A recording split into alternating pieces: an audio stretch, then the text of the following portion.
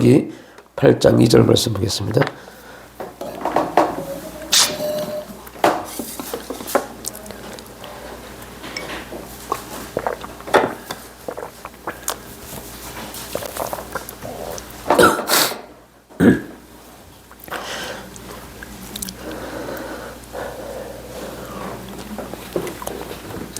네, 우리 8장 2절 말씀 함께 합독하겠습니다. 네, 하나님 여호와께서 이 40년 동안에 내게 광야 길을 걷게 하신 것을 기억하라. 이는 너를 낮추시며 너를 시험하사 내 마음이 어떠한지 그 명령을 지키는지 지키지 않는지 알려 하심이라. 네.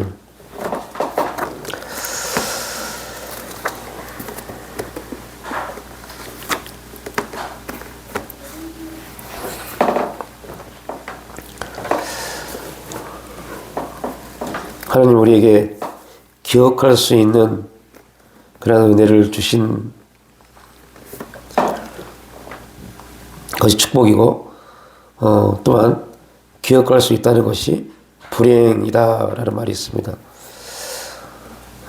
기억할 수 있는 것이 축복이라는 의미는 우리가 살면서 경험되어지는 소중한 것들을 기억할 수 있고 그것들을 나눌 수 있고 이야기할 수 있다는 것이 축복이고 불행이라는 것은 기억되지 않았으면 좋을 것 같은 것들이 우리의 기억 속에서 계속 우리의 감정을 우리의 생각을 힘들게 하는 그로 인해서 우리의 관계가 온전치 못하게 형성되어지는 일들을 또한 볼 수 있습니다. 그래서 기억은 축복인과 동시에 또한 불행이다라는 말을 합니다. 또한 우리의 기억에 문제가 생기는 것을 치매다라고 그러죠. 수십 년을 같이 함께 살아왔어도 치매가 오면 그 모든 살아왔던 삶의 이야기들, 그 일들이 한순간에 싹 사라져버리고 전혀 생소한 관계처럼 그런 삶을 살아가는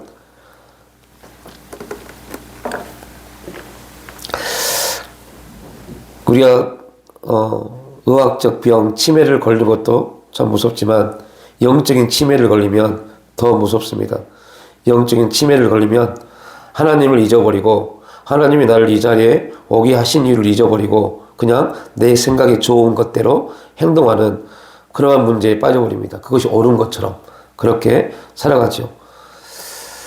더 무서운 것은 우리 영적 치매, 영적인 문제에 있어서 우리의 기억의 시스템에 문제가 생기면 가장 무서운 것 중에 하나가 감사를 잊어버리고 원망하고 불평하는 삶을 살아간다는 거죠.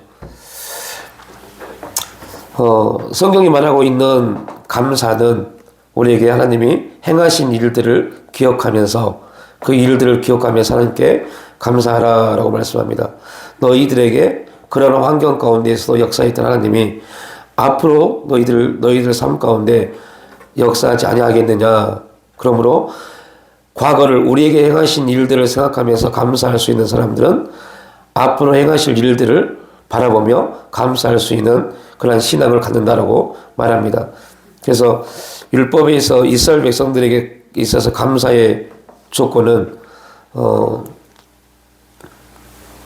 그들에게 주어진 초막절이 되면 그들이 일주일 동안 광야에 나가서 초막을 짓고 거기에서 이 척박한 광야에서 하나님이 40년 동안 우리 조상들을 먹이고 입히시고 그렇게 인도하셨는데 그 은혜에 감사하면서 이러한 척박한 땅에서도 하나님이 40년이라는 시간 동안 우리 조상들을 먹였던 하나님이 우리에게 이른 비와 늦은 비를 내려주셔서 풍성함을 주신 하나님이 우리에게는 어떻게 역사하실까라는 기대를 갖게 하시는 것, 그것이 감사의 내용입니다.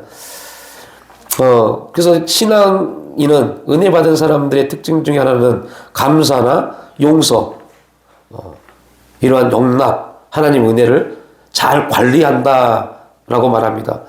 감사를 관리하고 용서를 관리하고 은혜를 관리할 수 있는 사람이 진짜 신앙인이다라고 말을 합니다. 감사는 좋은 일을 기억하는 것이고 용서는 안 좋았던 기억을 바꾸는 것이 용서이다라고 탈무드에 나와 있습니다. 또한 미움과 기억은 연결되어 있죠. 분노와 기억도 연결되어 있고, 그래서 우리가 화를 내고 미움을 갖고 시기하고 질투하는 이유는 우리의 기억 속에 있는 그런 잘못된 자존감, 잘못된 기억들과 지금 나타나고 있는 환경이 연결되어져서 그러한 문제들이 이루어집니다. 그래서 그 미움과 감정들이 쌓이고 쌓이면 그것이 우리의 쓴뿌리가 되죠. 그 쓴뿌리는 나쁜 기억이 돼서 우리 인생을 망치는 결과를 나타냅니다. 우리가 신앙생활 하면서 많은 사람들이 오해하는 것 중에 하나가 뭐냐면 인내한다는 것과 참는다는 것을 잘못 이해하는 사람들이 꽤 많습니다. 참는 것은 우리의 마음에 차곡차곡 내가 지금은 화를 내지 않지만 지금은 내가 참는다, 화를 내지 않는다 하고 차곡차곡 쌓아놓은 것을 참는 거라고 말합니다. 그러나 참는 것은 결국 터질 수밖에 없습니다. 이거는 참는 겁니다. 인내는 참는 게 아닙니다. 인내는 용서하는 겁니다. 인내는 용서하는 겁니다. 그래서 인내하는 자들에게 뭐가 나와요? 소망이 있는 겁니다. 인내하지 못하는 사람들에게 소망이 없어요. 왜요? 인내하지 못하고 참는 사람들은 그 마음에 차곡차곡 안 좋은 기억들을, 안 좋은 감정들을 쌓아놓다가 문제는 더 이상 쌓아놓을 수 있는 장소가 없으면 터지는 것이 인간의 참는 모습입니다. 그래서 우리는 참으면 안 돼요. 참지 말고 인내해야 돼요. 인내할 수 있는 사람들은 어떠한 사람들이 인내할 수 있느냐? 온유한 마음을 가지고 있는 사람들이 인내합니다. 온유한 마음은 어떠한 마음이냐? 심령이 가난해질 수 있는 사람, 심령이 가난해진 사람들이 온유할 수 있어요. 그럼 심령이 가난해지려면 어떻게 될까요? 여러분 심령이 가난하십니까? 문제는 심령이 가난하다는 게 뭔 말인지 모릅니다.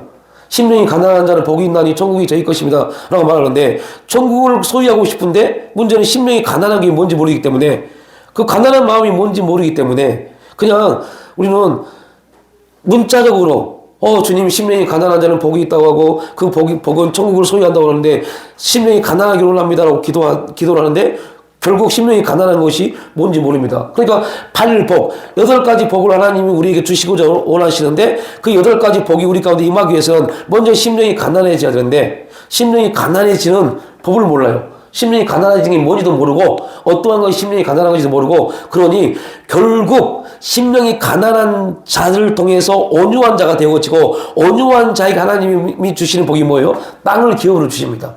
땅을 기업으로 받는데 문제는 뭐냐? 심령이 가난한 자들이 온유한 마지막 결과적으로 온유한 삶, 온유한 자의 팔복의 마지막 온유한 복을 누리는데 그 온유한 자가 되기 위해서 우리 심령이 가난한 자가 돼야 돼요. 근데 문제는 이게 산상수훈의 첫 번째 예수님이 우리에게 말씀하신 설교입니다. 이게 이루어지지 않으면 용서요? 안 됩니다. 참는 것은 얼만큼 할 수 있어요? 인간이 참을 수 있는 것은 어느 정도까지 할 수 있습니까? 베드로가 뭐라고 고백합니까? 70번씩 7번 하리이까라고 말합니다. 이것은 뭘 말해요? 예수님이 베드로에게 70번씩 7번 참아라 라고 말합니다. 그런데 베드로는 얼마큼 참는다고 그래요? 7번이요. 그러니까 인간이 참을 수 있는 한계는 얼마예요? 딱 7번 참는 겁니다. 7번 이상을 참을 수가 없어요.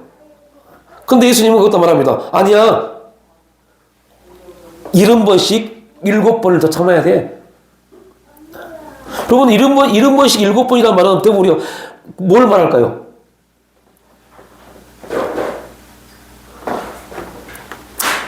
일흔 번씩 7번 딱 그러면 여러분 딱 생각나야 돼요. 우리가 이사야를 하면서 나눴잖아요. 여러분 7년이 뭘 말합니까? 이스라엘 백성들에게. 안식이요, 안식. 70년은 뭘 말합니까? 70년은 희년이요. 희년입니다. 이걸 뭘 말해요? 70년은 뭘 말합니까? 아무것도 없어지는 삶이요. 69년 동안 수십억을 벌어도 70년 되면 아무것도 없어진 삶을 말합니다. 심령이 가난하다는 게 이제 뭔지 아시겠죠? 심령이 가난하다는 것은 이 세상에 어떠한 것도 우리 마음에 있으면 안 되는 걸 말합니다. 그러한 사람들이 결국 어떠한 사람이 돼요? 온유한 자가 돼요. 그 온유한 자들이 뭐 할 수 있다고요? 인내할 수 있어요. 그러니까 우리는 지금 우리의 신앙에서 우리는 지금 안타까워해야 될 부분입니다. 우리는 어디 단계 못 가요? 인내의 단계 못 가는 겁니다. 그런데 여러분 바울이 뭐라고 했습니까? 인내는 뭘 이루고요? 연단이요, 연단. 인내하는 자들에게 임하는 게 연단입니다. 그 연단을 통해서 우리가 단단해지고 연단을 통해서 단단해지면 그 단단해진 마음 가운데 뭐가 생겨요? 소망이 생기는 겁니다. 이게 성경이 우리에게 증거해 주는 말씀입니다. 그런데 여러분 우리가 지금 심령이 가난한 자가 되지 못했잖아요. 심령이 가난한 자가 되지 못하니까 어떠한 문제에 빠집니까? 아무리 열심히 신앙생활하고 기도하고 성령 충만을 구하고 난리를 쳐도 우리 마음에 분노 하나 해결하지 못하잖아요. 우리 안에 미움 하나 해결하지 못하잖아요. 시기 질투 하나 해결하지 못하잖아요.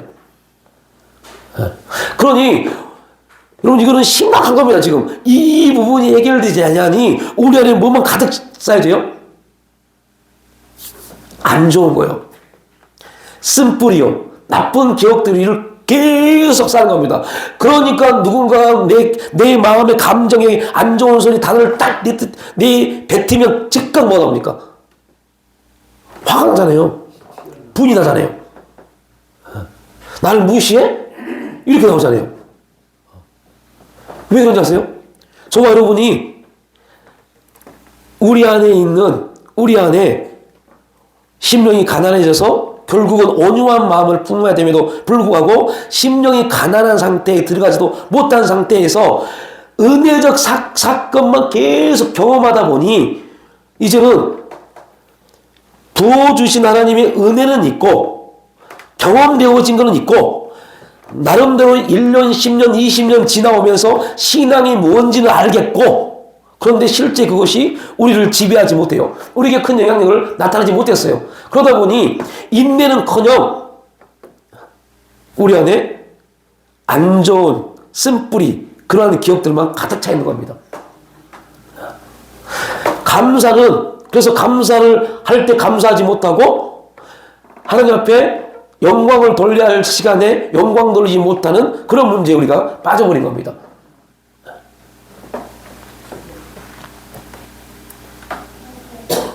그래서 우리가 자꾸 이러한 신앙의 문제에 있다 보니까 내 선택이 옳은 게 돼버려요. 하나님이 지금 나를 어떻게 보시는가는 관심이 없어요, 별로. 그러한 신앙을 갖고자 하면서도 실제 우리 삶 가운데는 하나님이 지금 내가 행동하고 있는 이 행동을 어떻게 보시는가는 별로 관심이 없어요. 내가 그냥 옳다고 생각하는 것이 옳은 게 돼버렸어요. 그렇게 행동합니다. 그리고 그 문제가 하나님 앞에 나중에 어떠한 결과로 나타날고 별로 관심도 없어요.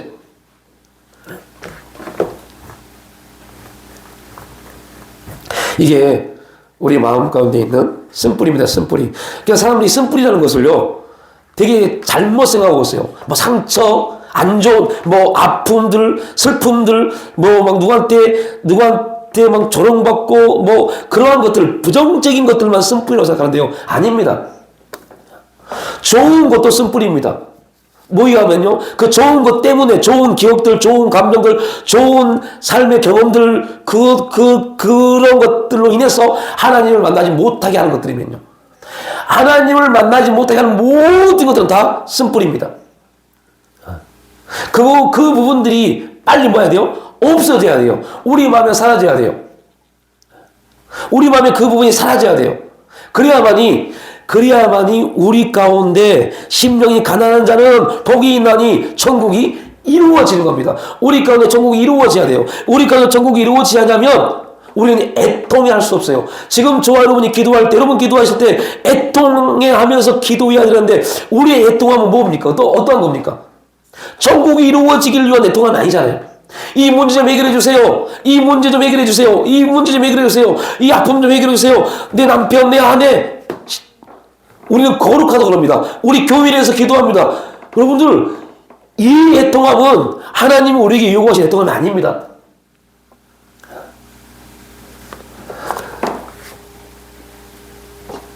조금 더 깊게 말해보면, 여러분, 교회 성도들이 교회에서 기도하는 거 굉장히 합당한 기도의 내용입니다. 그러나 우리가 조금만 성장하고 성숙해져 가면, 저도 이제 그런 단계에 가서 그런 신앙생활을 하고 싶지만 그러지 못해서 안타깝지만요. 그러지 못하니까 교회의 문제에 매워서 이걸 어떻게 해결해 볼까? 어떻게 해결할 수 있는 방법이 뭘까? 여기 골몰이 쓰지만 그러면 안 됩니다. 그러면 안 돼요. 여러분 가정도 마찬가지입니다. 그러면 안 돼요. 왜요? 우리는 선포하잖아요. 교회의 주인은 누구시다? 하나님을 선포하잖아요. 하나님이 교회의 주인인데 왜 우리가 그러고 고민하고 갈등하고 그것 때문에 되네 안 되네 교회가 크네 작네 붕이 넘네 이런 말 왜 해요? 주인이 하나님이신데. 그러니까 우리는 말은 하나님의 주인이 우리 가정의 주인은 하나님이십니다라고 해놓고 모든 일은 누가 주인 됐어요? 내가 주인 됐어요. 내가 우리 가정의 문제를 가지고 우리 가정에 있는 일을 가지고 그 문제를 해결하기 위해서 애통해하고 그런데 하나님이 우리 가정의 온전한 주인 되시고 우리 교회 온전한 주인 되시기를 그러한 주인 되셔서 하나님이 행하실 일들 하나님이 이루실 일들을 바라볼 수 있는 그래서 진리의 성령이 오셔서 우리를 진리 가운데 인도하셔서 진리가 우리 교회 가운데 우리 가정 가운데 우리 인생 가운데 어떻게 역사해 갈지를 볼 수 있다면 우리의 애통함이 바뀌겠죠. 우리가 기도하는 기도의 내용이 바뀌겠죠. 그러면 어떠한 일이 벌어질까요? 애통하는 자에게는 어떠한 복이 임해요? 하나님의 기업이 임하잖아요. 우리의 성경에는 기업이라고 해서 기업. 그런데 정확히 말하면 유업입니다. 유업. 어떤 유업이요? 아브라함의 유업이요. 왜 아브라함의 유업이 임할까요? 하나님이 일하시니까요. 우리가 일한 것이 아니라 하나님이 일하시니까요. 그러기 위해서 우리의 신앙이 변화되어지고 성숙되어지지 않으면 우리는 또 내가 옳은 것이 옳은 게 되어버려요. 내가 맞다고 생각하는 것이 맞다고 생각해요. 언제 어느 때 하나님 우리를 부르실지 모릅니다. 그래서 여러분들 우리가 진짜 감사해야 되고 진짜 하나님께 영광을 돌려야 되고 용서해야 되고 온전히 용납하는 삶을 살아야 되고 인내하며 온유한 마음으로 땅을 기업으로 상속받고 하나님의 거룩한 부르심에 합당한 삶을 살아가야 될 텐데 너무 멀어져요. 그러한 삶이 우리를 너무 멀게 만들어지고 그러한 시간이 하루, 한 달, 6개월, 1년, 5년, 10년 이상 살다 보면 이제 어떻게 되어지냐면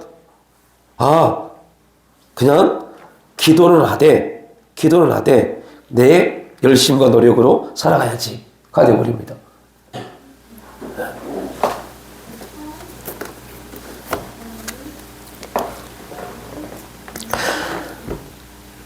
문제는 그것이 우리 마음의 쓴뿌리인지 알지 못해요. 여러분이 우리가 기도하고는 그 기도의 시간이 우리 마음의 쓴뿌리에서 나온 기도인지 알지를 못해요. 하나님, 목사님 무슨 말씀이세요? 하나님 앞에 예수님을 하나님 앞에 역사를 섬하면서 기도하는데 그 기도가 어떻게 쓴뿌리예요? 사람들이 이렇게 말합니다. 그게 쓴뿌리예요. 왜요? 나로부터 시작된 거니까요.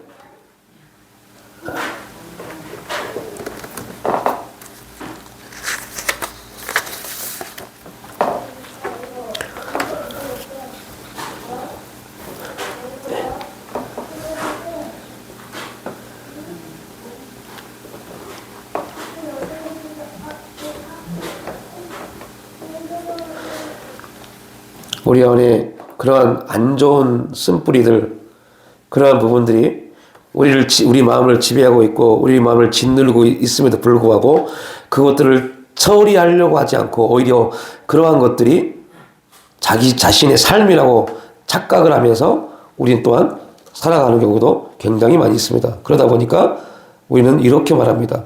해도 안 되던데요? 라고 말합니다.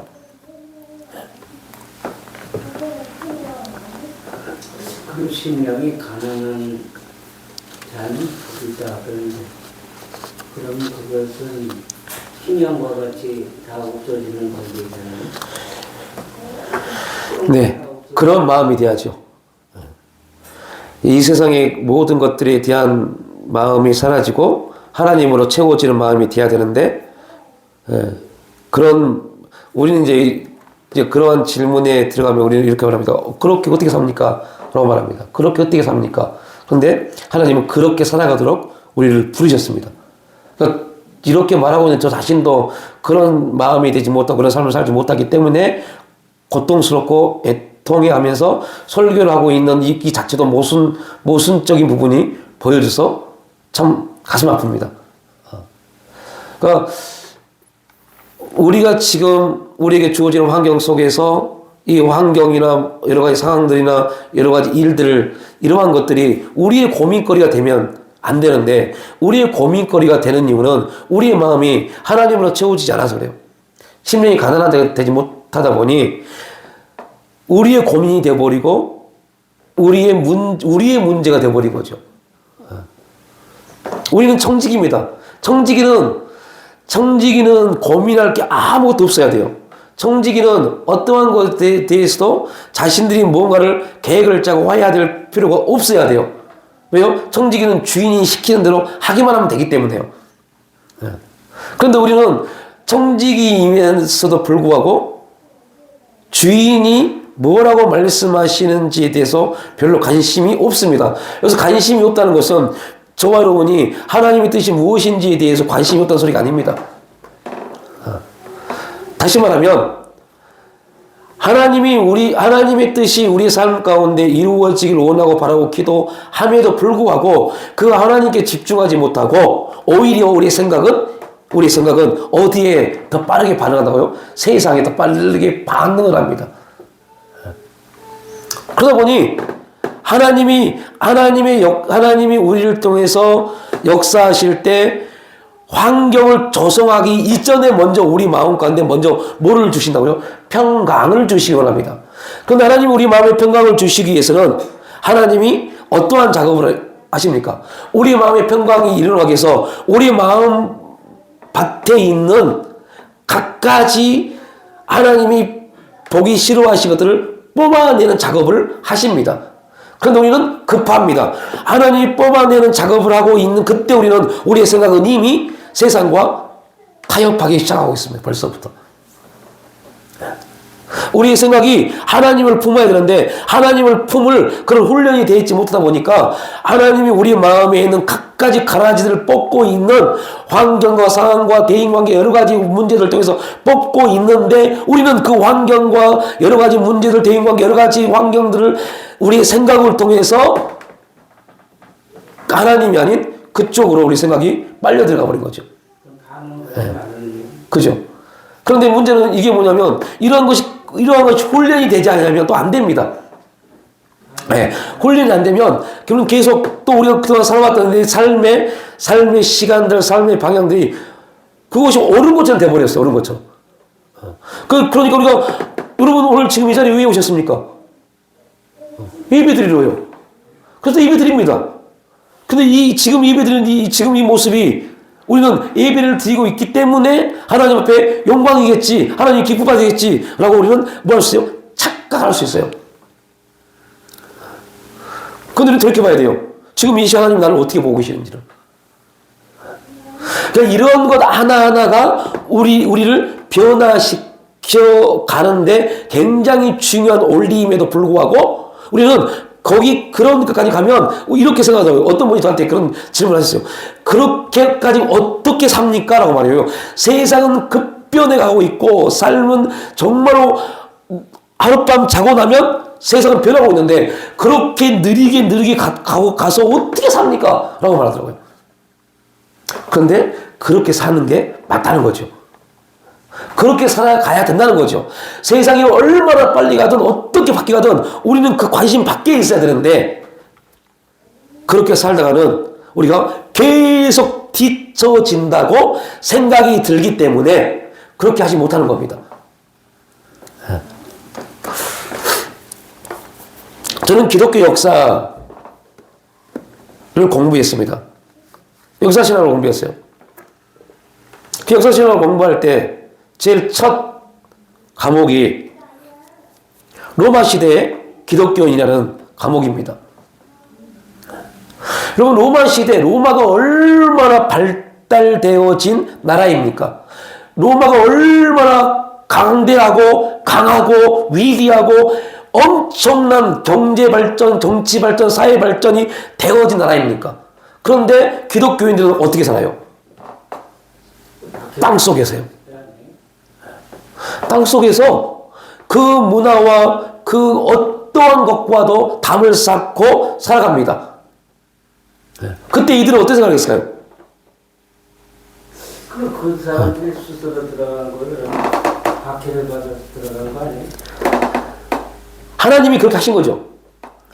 하나님 환경을 만들어서 그렇게 구별시킨 겁니다. 구별시킨 겁니다. 구별시킨 이유가 뭘까요? 그래야만이 신앙을 지킬 수 있으니까요. 그들이 신앙을 지켜야만이 결국 신앙이 세상의 어떠한 발전과 어떠한 것들보다 위대하다는 것을 하나님이 증명하셔야 되기 때문에요. 하나님이 증명하셔야 돼요. 우리의 지금 이런 모습 가지고는 하나님이 증명하지 못해요.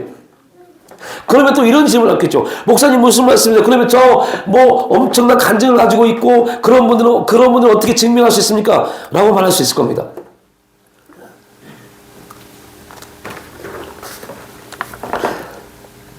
그럼에도 불구하고 하나님은 그렇게 하십니다.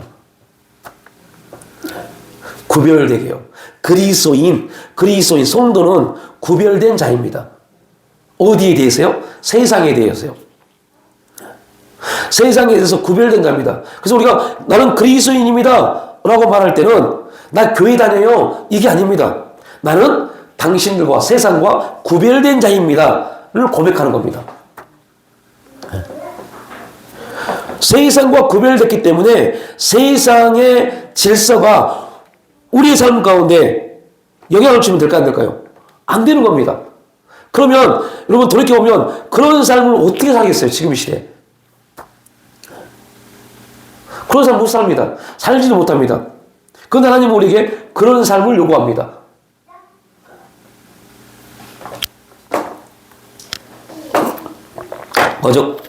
그저께 집에서 이런 얘기를 했어요. 저희 아내가 어떤 모임에 가서 얘기를 듣고 왔대요. 요즘 군대 가면 연병장에서 이렇게 말한답니다. 4년제 나온 사람들 오른쪽으로. 그러면 오른쪽으로 온답니다. 그 오른쪽에 간 사람 중에서 인서울 출신들 또 오른쪽으로. 그 오른쪽으로 온답니다. 그러면 예를 들면 한 5, 60명 모인 곳에서 4년제 나온 사람들 3분의 1. 그 중에 인서울 출신들, 서울에 있는 대학교, 사대문 안에 있는 대학교 나온 출신들 한 2-3명 나온답니다. 그 2-3명을 통해서 이제 그 내무반을 인도에 갈 인도자를 뽑는데요. 아직도 지금 우리나라 군대가 그렇게 합니다. 서열 정리를 대학교 수준을 통해서요. 그러한 기준으로 보면 저와 여러분의 자녀들은 어떻게 해야 돼요? 정말 빛나는 노력을 해서 공부를 해서 좋은 대학 보내야죠. 근데 하나님이 우리에게 요구하는 것은 그게 아닙니다. 하나님이 우리에게 요구하신 것은 대학을 다녔든 안 다녔든 초등학교 졸업만 했든 그가 진짜 믿음으로 내 앞에 설 수 있는 사람이냐 아니냐를 보는 겁니다. 뭐를 공부했고 뭐를 배웠고 뭐를 똑똑하고 많은 걸 가졌고 이걸 보는 게 아니라 진짜 네가 나를 의지하느냐 의지하지 않느냐를 보는 겁니다. 이게 하나님이 우리를 평가하는 기준입니다. 그런데 여러분들 교회 목사, 장로, 권사, 집사들도 동일하게 어떻게 봐요? 와, 우리 아들, 우리 자녀가 어디 대학을 나왔고 어디 직장을 나왔고 이게 그 사람을 평가하는 기준이 되어버렸어요. 하나님이 그 자녀를 어떻게 보면 관심도 없어요. 하나님이 축복가 있어서 이런 좋은 대학 나왔고 좋은 직장 다녔고 이게 기준이 되어버렸어요. 그들이 이제 교회에 중직이 됩니다. 10년, 20년 되면. 그러면 그들이 또 교회를 어떻게 평가할까요? 똑같이 평가하는 겁니다. 그게 교회를 망조들게 하는 일인지 알지를 못해요.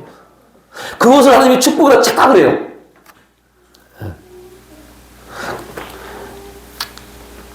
좀 멍청한 소리 같지만요. 바보 같은 소리 같지만 저는 개인적으로 그런 생각을 합니다. 교회에 다니는 사람들 말고요. 진짜 예수 잘 믿는 사람들은 그랬으면 좋겠어요. 저도 그러려고 그랬어요. 근데 못했어요. 학교 안 보내는 거예요. 학교 안 보내는 거예요. 세상 학교 공부에 찌들리지 않게 만드는 거예요. 그래서 여러분들 홈스쿨링 하는 사람들 엄청 많아요. 엄청 많습니다. 그들의 미래가 걱정된다고요? 아닙니다.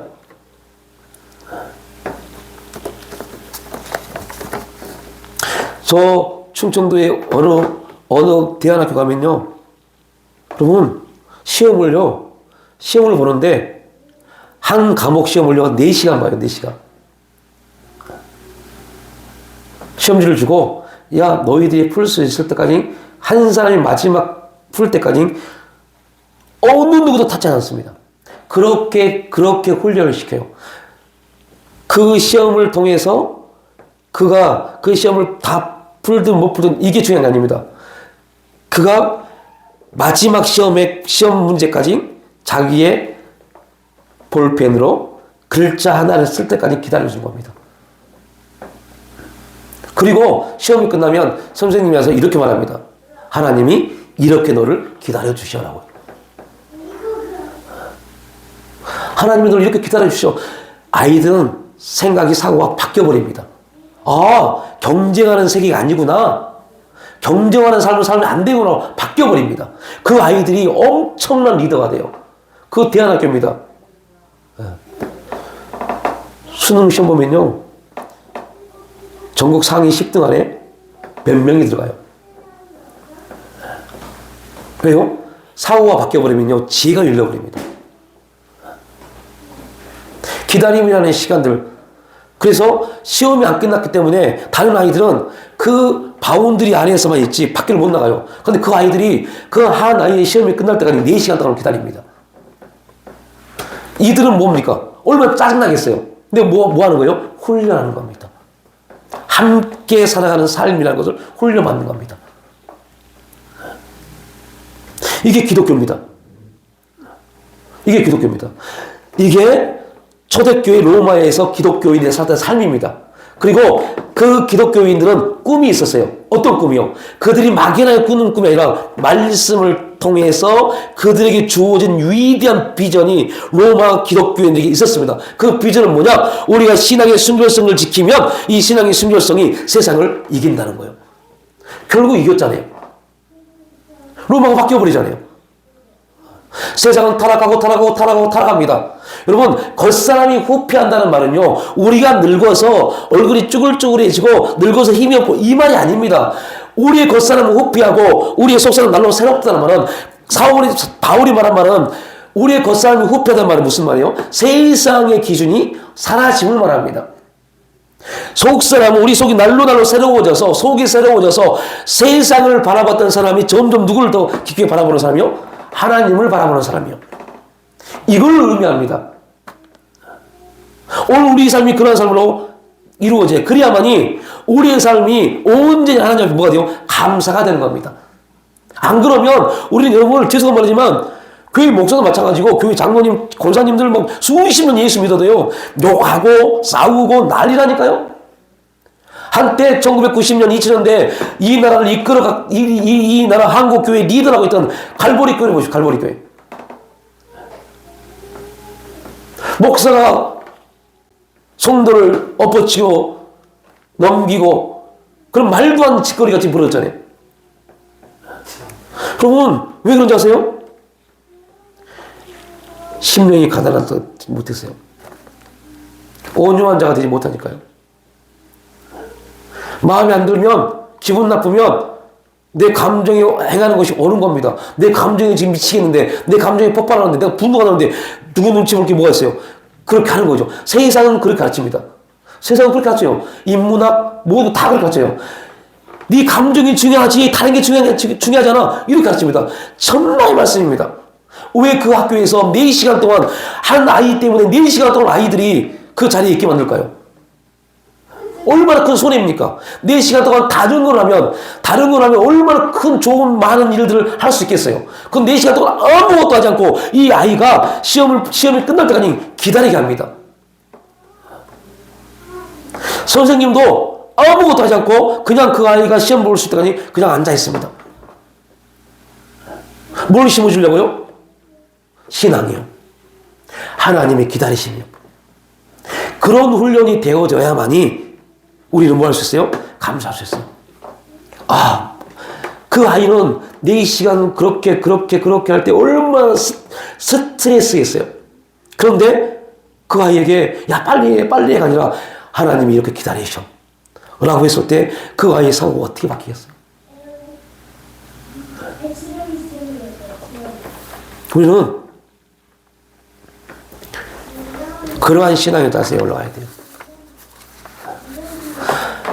이스라엘 백성들은 출애굽을 했습니다. 출애굽을 했지만 그의 마음은 어디에 있어요? 애굽에 있는 겁니다. 그래서 하나님이 40년 동안 출애굽한 그들의 마음에 있는 애굽을 다 모았어요. 애굽을 무너뜨린 겁니다. 뭐 하시려고요? 심령이 가난한 자 되게 하시려고요. 40년 동안 광야에서 애굽을 무너뜨린 겁니다. 오늘 저와 여러분의 삶 속에서 10년, 20년, 30년, 40년 예수를 믿어도 우리 마음 가운데 있는 세상 애굽을 하나님이 다 모아서 환경을 통해서 삶을 통해서 무너뜨린 것 동일한 겁니다. 뭐 하시려고요? 가나안을 주시기 위한 목적입니다. 가나안은 너희 힘이 아니라 하나님의 힘으로 된다는 것을 고백하고 그 하나님께 감사하며 살아가는 것이 가나안입니다.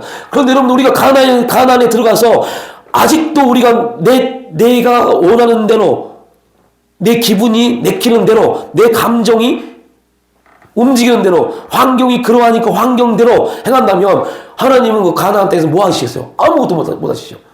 삶은 가나안 땅에 왔지만 아직도 우리 마음 속에는 뭐가요? 애굽이 버리지 않는 겁니다. 그러니까 하나님이 부어주신 거에 대해서 별로 감사가 없어요. 광야 앞에서도 심령이 가난하다는 것은 완전히 비운 사람을 그러니까 그냥 무엇을 먹을까 마실까 그런 것을 말하고 하나님만 바라보라는 거예요. 그러한 우리는 이제 그런 겁니다. 그런데 그리고 어떻게 삽니까? 어떻게 합니까? 우리는 못합니다. 할 수가 없어요. 우리는 할 수 없어요. 우리는 심령이 가난한 자가 될 수도 없고 심령이 가난하게 할 수도 없습니다. 그래서 성경은 말합니다. 야, 너의 힘과 너의 능으로 되지 않아. 오직 내가 내 영을 부어주어서라고 말합니다. 그래서 우리는 성령께 계속 물어야 돼요. 또 묻고 물어야 돼요. 지금 내 이 행동이 옳은 겁니까 하나님? 이렇게 하는 게 맞는 겁니까 하나님? 이렇게 해도 괜찮습니까 하나님? 이런 행동이 맞습니까? 이렇게 하는 게 맞습니까 하나님? 이렇게 할까요? 계속 물으셔야 돼요. 계속해서. 그래서 성령이 우리 마음에 감동하시고 그 감동대로 우리가 순종했을 때 그 삶을 가난한 삶이라고 합니다. 왜요? 내 뜻이 아니라 누구의 뜻대로 행했어요? 성령의 인도하심 가운데서요. 그래서 계속 물어야 돼요. 또 묻고 계속 물어야 돼요. 그래야만이 우리는 할 수, 그러니까 제가 서로에 말씀드렸죠. 심령이 가난한 게 뭔지 몰라요. 사람들이. 뭐가 가난한 건지 모릅니다. 그러니까 가난한 게 뭔지 모르니까 가난한 척 하는 겁니다. 가난한 척 어떻게 해요? 아니에요. 이거는 굽신되는 거지 가난한 게 아닙니다. 겸손이 아닙니다. 교만이지. 겸손은 하나님이 겸손케 하신 마음을 가지고 하는 게 겸손입니다. 우리는 인간적 논리적 안에서의 그러한 삶을 살아갑니다. 그래서 그것 또한 뭐라고요? 그것 또한 쓴뿌리입니다. 참는 거요? 쓴뿌리라니까요. 참지 마십시오. 참으면 안 돼요. 뭐라고요? 인내하십시오. 저에게 또 그 기회를 주시고 은혜를 주시면 마태복음 5장 말씀을 가지고 조금 나누겠지만요. 인내하셔야 돼요. 인내하지 못하면 온유한 마음을 품지 못합니다. 참고 참으면 그게 뭐가 되죠? 쓴뿌리가 돼요. 쓴뿌리가. 그래서 진짜 평상시에는 마음이 고요하고 차분하고 진짜 교인 성도처럼 보이는데 조그만 언어, 내가 듣기 싫은 언어가 탁 터지면 턱 튀어나와서 얼굴 불 켜지는 모습들. 이건 다 뭐예요? 그동안 참았던 겁니다. 꾹꾹 눌러놨던 겁니다. 근데 여러분, 우리 삶은 얼마나 많습니까? 너무너무 많잖아요. 그럴 그 뭐요? 자기를 포장해 왔어요. 포장하면 안 돼요. 인내하셔야 돼요. 인내는 뭐라고요? 용서하는 겁니다. 인내는 용서하는 겁니다. 근데 그 용서에는 두 가지가 있어요. 자기에 대한 용서가 있습니다. 자기에 대한 용서가 있어야 돼요. 또 하나는 뭐에 대해서요?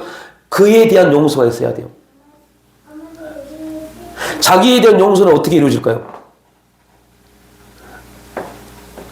하나님이 부어주신 은혜 안에서 이루어집니다.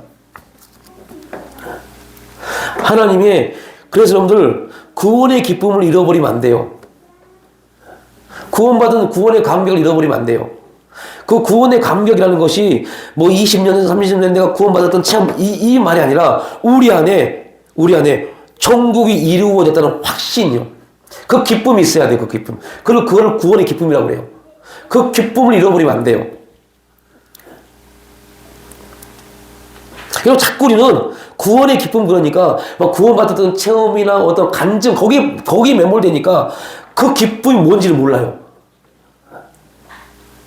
구원의 기쁨은 뭐라고요? 우리 안에 이루어진 천국이요. 천국은 어떠한 체험을 통해서 이루어진 게 아닙니다. 하나님 우리 마음 가운데 이루신 일이기 때문에요.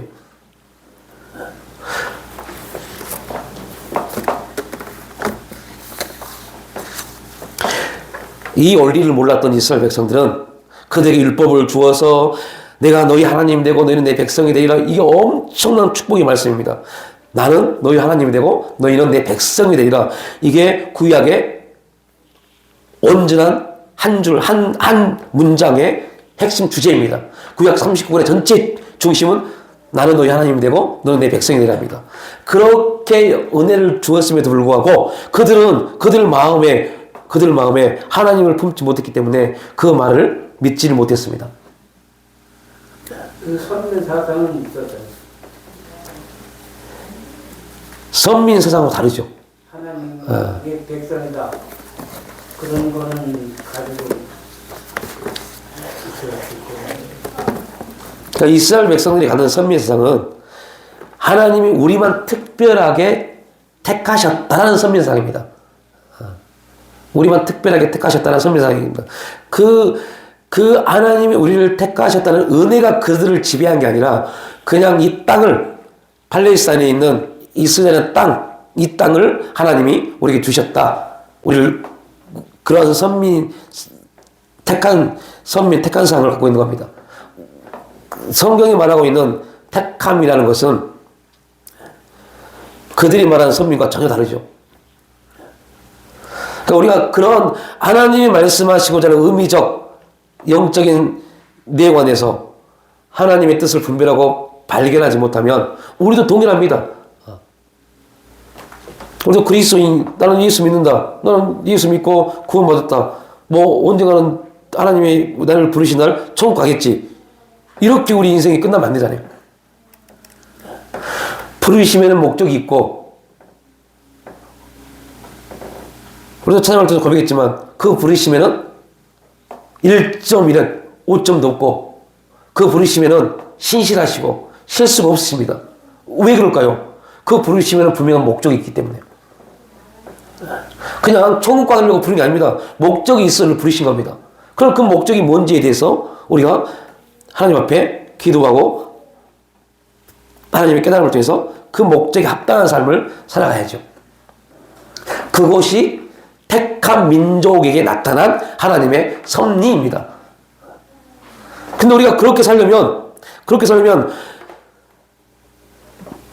뭐 계속 똑같은 말이지만 더 철저하게 부서지고 깨지고 그래서 변화 성장 성숙돼야 돼요. 하나님의 장성한 분량에 충만한 데까지 이루어야 돼요. 잃어버린 하나님의 형상이 회복되어져야 돼요. 그래서 하나님의 뜻이 무엇인지 분별하고 그 뜻에 합당한 삶을 살아가도록 부단히 주 앞에 우리를 내어드려야죠. 그래야만이 사도 바울이 갈라디아서 2장에서 말씀하고 있는 그 거룩한 삶이 우리에게도 고백으로 끝나지 않고 말씀으로 끝나지 않고 영적 실제가 되어지고 그 실제가 우리 가운데 간증이 되어진 삶을 살아갈 수 있죠. 그런 사람들의 고백은 얼마나 많은 감사가 넘치겠어요. 움직이는 것 자체가 다 감사겠죠. 그런 삶을 살기를 하나님이 우리에게 원하십니다. 그러니까 자꾸 이렇게 말하면 사람들은 이렇게 되묻습니다. 그렇게는 이 세상에서 못 산다니까요? 살 수 있습니다. 왜요? 성경은 실제니까요.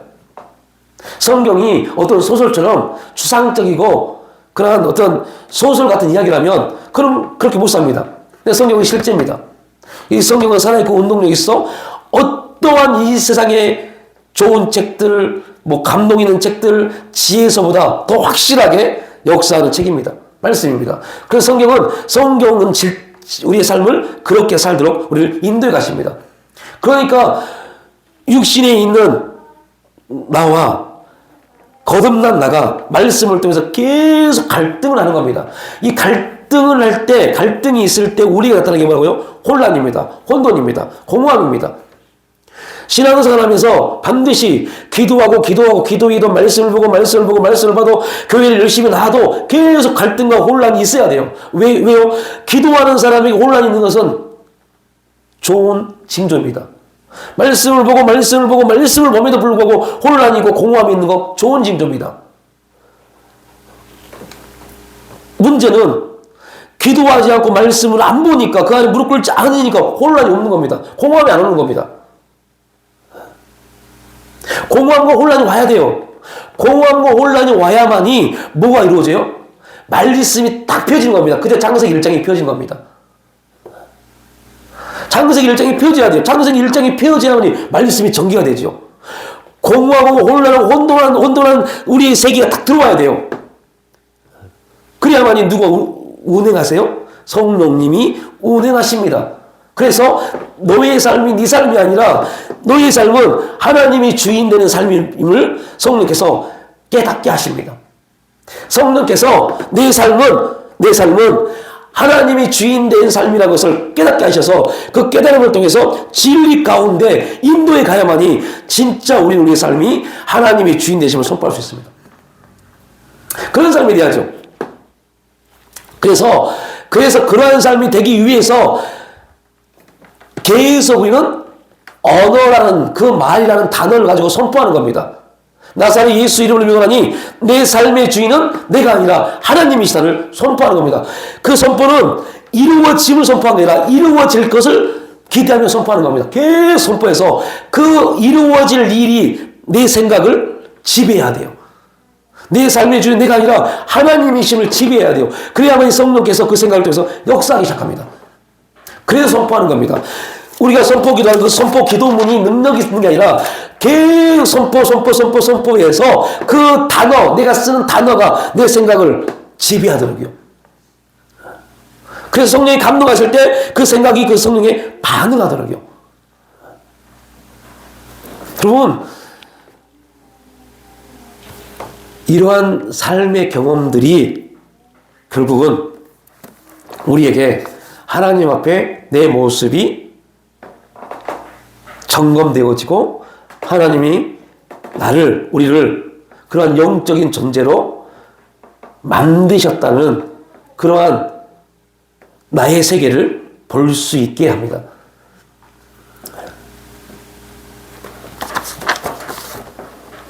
좀 어려운 말 같지만요. 저와 여러분은 우리의 세계를 볼 수 있어야 돼요. 하나님이 우리 개개인에게 만들어간 그 세계 안에서 어떻게 역사하신가를 볼 수 있어야 돼요. 왜요? 우리는 영적인 존재니까요. 여러분,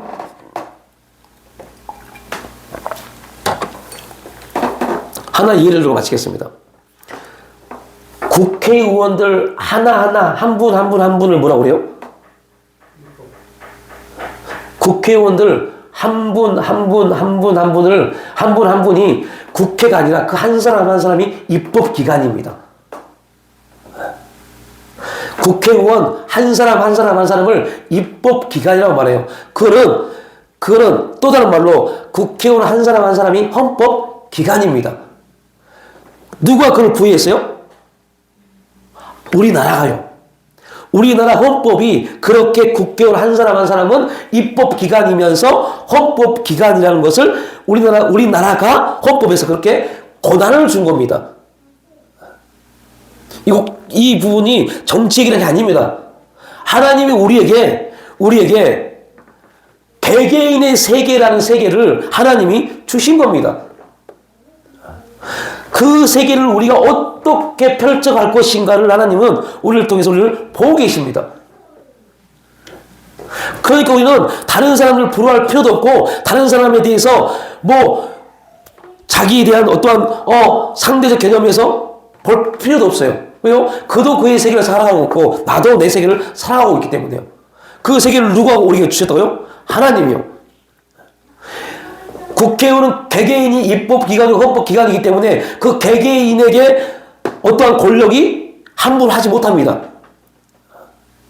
왜요? 이 나라가 그들에게 그 권한을 줬기 때문에요. 하나님이 하나님 나라 안에서 우리에게 권한을 주신 겁니다. 어떤 권한이요? 개개인의 세계를 만들어 가도록요. 그 세계 안에서 정복하고 다스리고 충만해서 번성하는 역사를 만들어 가도록 우리의 세계를 만들어 가신 겁니다. 허락하신 겁니다. 그러려면 우리가 어떻게 해야 돼요? 하나님 우리의 삶을, 우리는 그걸 삶이라고 말하지만요, 성경은 그걸 세계라고 말해요. 그걸 잘 가꾸고 만들어 가야죠. 하나님 말씀 안에서, 하나님의 뜻 안에서 만들어 가야죠. 그리고 우리는 만들어가게 하신 그 하나님의 은혜를 보고 감사함으로 감사를 드리는 겁니다.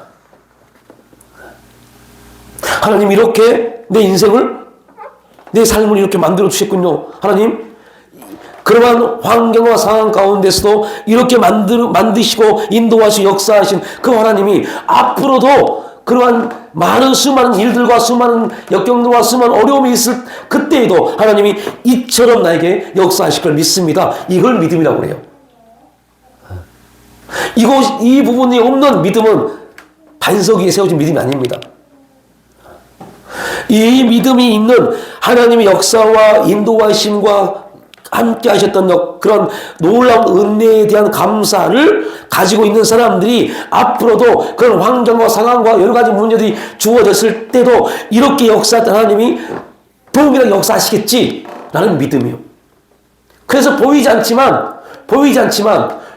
삶이지만 이미 보여왔던 주어졌던 삶 속에서 하나님이 이루신 일들을 가지고 보이지 않는 세계를 볼 수 있는 사람이 영적인 사람입니다.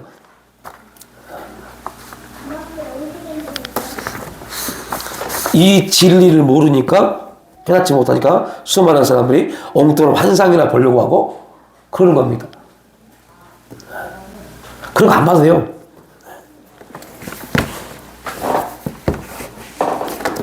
그래야만이 우리가 진짜 진실로 하나님께 감사할 수 있습니다. 우리의 삶에 하나님께 감사의 고백이 될 수 있고 그 감사만이 하나님께 영광이 될 수 있습니다.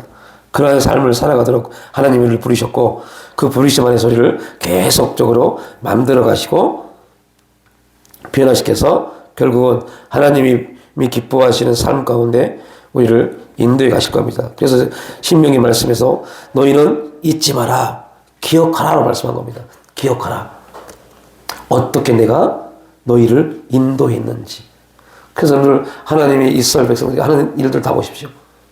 가나안 땅에 요단강을 건너기 전에 요단강에서 돌을 주워다가 그곳에 또 뭐요? 비석을 설교하잖아요. 기억하라는 겁니다.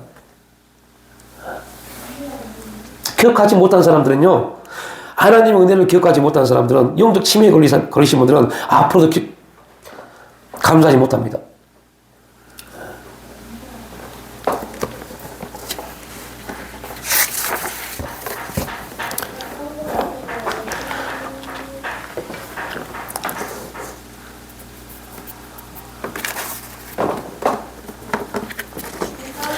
성령님께서 그 일을 우리 가운데 이루어 가실 것이고, 결국은 우리가 하나님을 의지하고 하나님이 일하실 그 일들을 온전히 믿고, 힘들지만 어렵지만 이해되지 않지만 나를 계속 쳐서 복종시키고 나를 깨트리고, 이 세상 관점이 아닌 이 세상이 뭐라고 말할지라도 좀 바보스럽지만 조금은 미련한 것처럼 보이지만 하나님이 일하실 일을 바라보고 한 발 한 발 내딛는 사람들, 하나님이 그들을 통해서 하나님의 일들을 역사에 가심을 또한 성경은 우리에게 그렇게 증거하고 계십니다. 그들이 심령이 가난한 자가 되게 될 것이고 천국이 임하게 될 것이고 그들의 애통함이 기업을 유업을 받는 역사로 나타날 것이며 그들이 온유한 자가 돼서 땅을 받는 그런 삶을 살아가게 되게 하실 겁니다. 아버지 하나님, 하나님의 뜻이 있어서 우리 구원의 역사를 나타내시고 또한 구원받은 자들에게 예배자가 되는 놀라운 특권을 주셔서 아버지 앞에 예배하며 하나님 앞에 간구할 수 있는, 그래 정말로 하나님이 기뻐 받으시는 거룩한 삶의 자리에 나갈 수 있도록 은혜를 베풀어 주심을 감사합니다. 주님, 주님의 뜻이 보여지길 원합니다. 그러나 우리의 무지함과 우리의 삶으로는 도저히 하나님을 볼 수도 없고 하나님 뜻을 이해할 수도 없습니다. 진리의 성령께서 우리 가운데 오셔서 온전히 진리의 말씀이신 말씀을 통해서 하나님 뜻을 발견하게 하시고 깨닫게 해주셔서 진리 가운데 우리가 온전히 설 수 있도록 인도하여 주시옵소서. 우리 이 시간 주의 한번 부르고 기도하고 마치겠습니다.